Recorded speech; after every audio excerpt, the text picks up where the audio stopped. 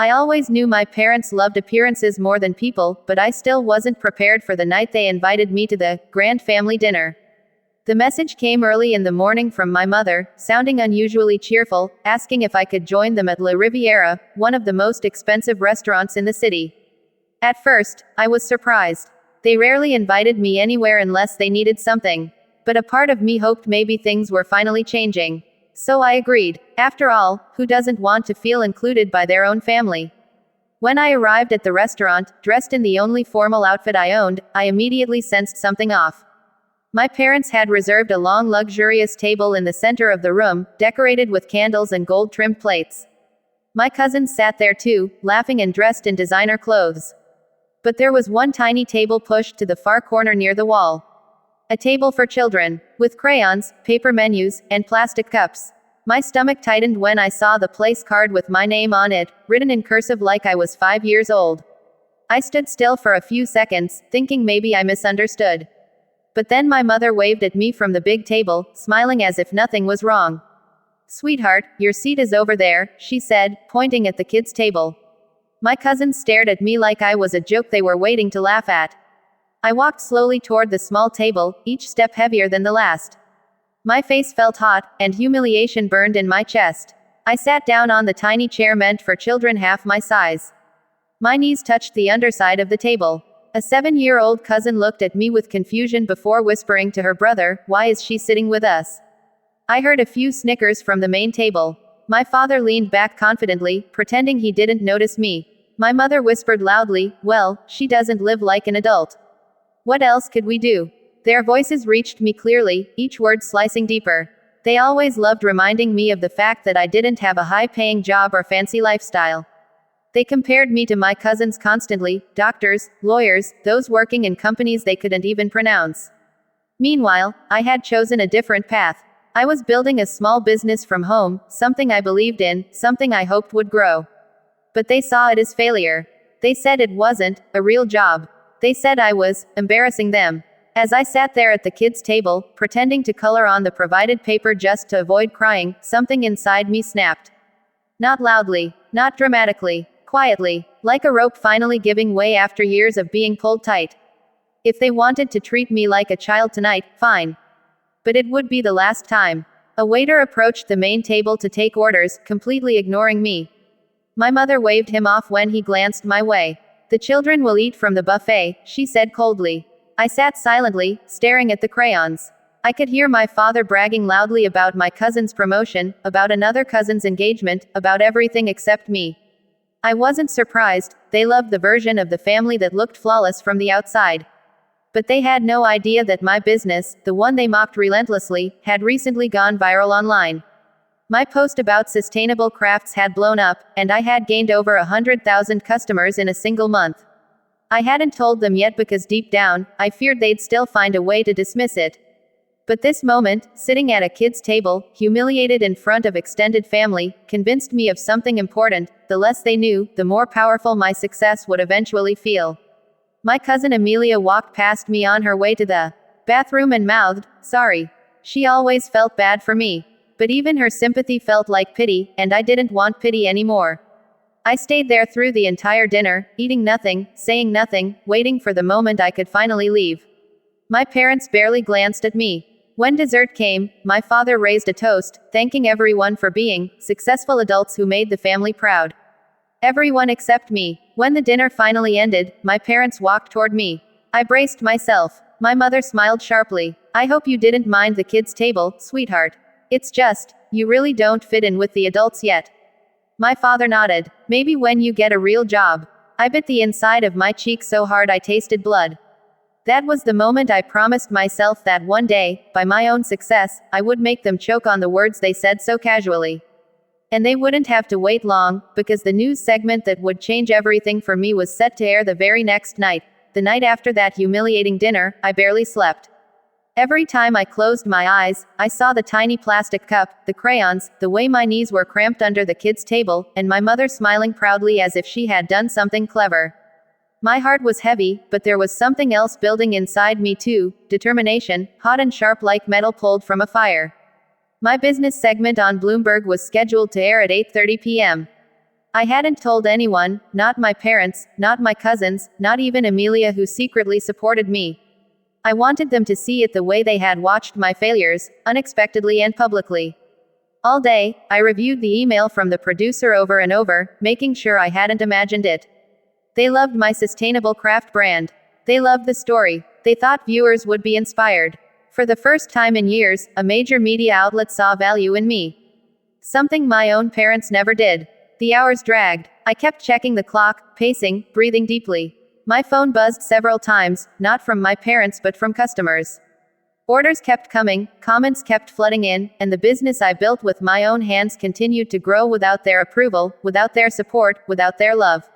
At 8:29 p.m., I sat on the edge of my bed, remote in hand, heart pounding. When the segment began, my name appeared across the screen in bold letters. A video of me speaking confidently about my craft, about my mission, about how I turned a small idea into a growing brand. They even filmed my studio. They showed the behind-the-scenes work I was so proud of. My eyes stung. For once, I wasn't ashamed of myself. For a moment, I forgot my parents existed. Until my phone began vibrating violently. First, a call from my mother. Then my father. Then my cousin Emma. Then Amelia. Then the family group chat exploded with messages. Isn't this you? Why didn't you tell us? Oh my God, I'm watching this right now. What the hell? I didn't answer anyone. I sat there, smiling quietly, letting the world see me differently for the first time. About 30 minutes later, there was a loud knock on my door. I knew exactly who it was.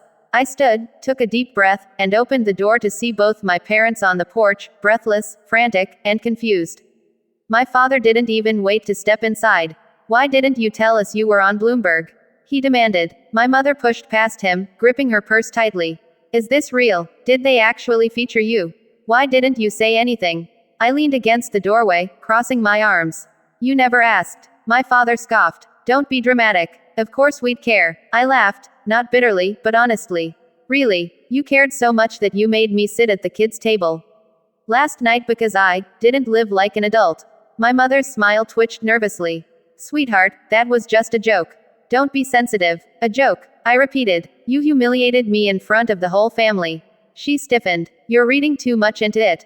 I didn't respond. I wanted to see how far they'd go to justify their behavior. My father cleared his throat. Look, the important thing is that you're doing well. Really well. We're proud of you. His voice sounded rehearsed, forced. I raised an eyebrow. Proud of me? Or proud that you can now brag about me? Their silence was the answer. My mother took a step closer, placing her hand on my arm as if nothing had ever happened. Your father and I were thinking, maybe you should come to the next family gathering and sit with us at the main table. You deserve to be seen with the adults now. The audacity almost made me laugh. Now, I repeated, now that I'm good enough for you. Now that I'm successful enough to show off. My father sighed, frustrated. You're being childish. Childish. The word hit me harder than the dinner ever did. After everything, they still couldn't see me as anything other than the person they decided I was. I stepped back and pointed toward the door. I don't think I'm interested in family dinners anymore. My mother blinked. You're not serious. I am, I said softly but firmly. I spent years begging for your respect. Begging to be treated like an adult. Begging to simply be included. But last night showed me exactly where I stand with you. My father huffed. We apologized. What more do you want? You didn't apologize, I corrected. You came here because you're embarrassed, not because you're sorry. Their expressions shifted, anger, guilt, denial, all flickering quickly. I continued, you made fun of my business.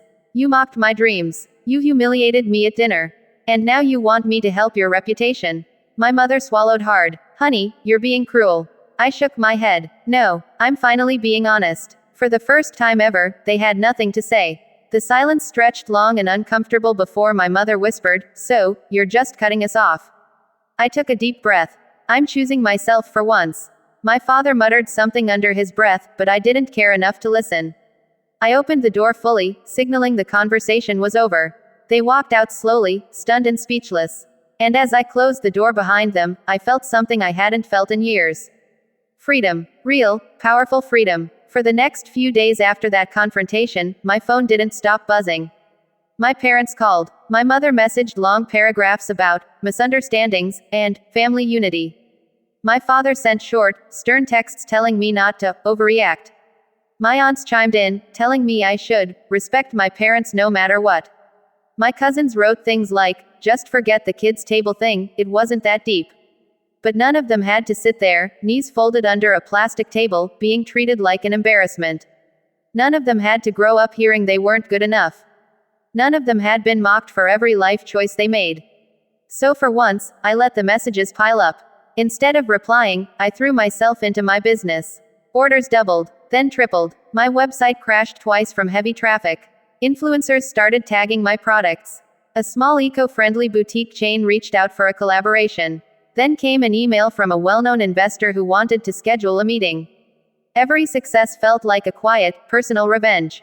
Not petty, not cruel, just satisfying. The kind of revenge that didn't require shouting, arguing, or explaining, just growth. Bloomberg replayed the segment the following weekend, and another news outlet picked it up too, calling my business, the rising sustainable star. My parents saw all of it. I knew they did, not because they said anything directly, but because the family group chat began flooding with messages praising me, desperately, almost embarrassingly. Meanwhile, I remained silent. Then one afternoon, as I was packaging orders, there was a soft knock on my door. Not loud and aggressive like last time. Hesitant, unsure, I opened the door to find Amelia, my cousin who had whispered, sorry, at the dinner. She held a small bag in her hands. I hope it's okay that I came, she said nervously. She stepped inside and handed me the bag. This is for you. I saw the segment, you were incredible. I smiled warmly. Amelia had always been kind in a quiet way. She sat on the couch, looking around my studio, admiration shining in her eyes. I had no idea your business was this big, she said. Your parents never told anyone. They acted like you were just doing nothing. I laughed sadly. They liked that version of me because it made them feel superior. She looked down. A lot of them did. We talked for almost 2 hours. It felt good, someone genuinely understanding without judgment. Before leaving, Amelia hugged me and whispered, I'm proud of you. And I'm sorry they treated you like that. For the first time in a long time, I felt seen. Days passed. The silence from my parents grew longer. They were waiting for me to break first. They always expected me to fold, to apologize for existing, to come crawling back for approval they never planned to give. But this time, I didn't. Then the message came, a single line from my father in our family group chat. We're hosting another family dinner this Sunday. Everyone is invited. I stared at the message for a full minute. Something in my chest twisted, not hurt, not anger, but clarity. This wasn't an apology. It was a trap disguised as an olive branch. They were giving me a chance to return quietly, pretending nothing had happened, so they wouldn't have to feel guilty. The old me would have gone. The new me had different plans. Sunday arrived. I didn't go. Instead, I posted a behind-the-scenes video of my studio on my business page. It gained thousands of likes within hours. I spent the evening eating takeout, watching a movie, and laughing at how peaceful life felt without constant judgment breathing down my neck. Around 10 p.m., Amelia texted me. You didn't come. Good for you. By the way, your parents told everyone you were busy with work, so you couldn't make it. I smiled at that. Even in my absence, they tried to salvage their pride. But revenge has a way of coming full circle. And mine did in a way I didn't expect. A month later, I received an invitation to speak at a local business conference, an event my father's friends usually attended. It was one of those events where people bragged about their children's achievements. I knew my father would be there, surrounded by his circle of polished, arrogant acquaintances. Part of me hesitated. Part of me didn't want to see him. But another part of me, the part that sat at the kids' table fighting tears, knew it was time. When I walked onto the stage in a tailored suit, the crowd murmured. I saw my father sitting in the third row. His eyes widened, not with pride, with shock. Pure, undeniable shock. I delivered my speech calmly, confidently, telling my story from the beginning. The failures, the learning, the breakthrough, the growth, the power of believing in yourself even when no one else does. The audience applauded loudly. My father stayed frozen, jaw tight, face pale. People approached me afterward for photos, business cards, and congratulations. My father stood in the corner, watching, uncertain, uncomfortable, finally realizing that the daughter he once shoved to the kids' table was now being treated like the only adult in the room. When I passed him, he opened his mouth as if to speak, but I didn't stop. I didn't owe him that moment. I walked past him with my head held high, heels clicking like punctuation marks to a story he never thought I could write, My revenge wasn't loud or cruel, it wasn't dramatic. It was simply this. I became someone they could no longer belittle. Someone they could no longer ignore. Someone they were forced to respect, not because I demanded it, but because I earned it, and for the first time in my life, I didn't need their approval. I was enough, more than enough.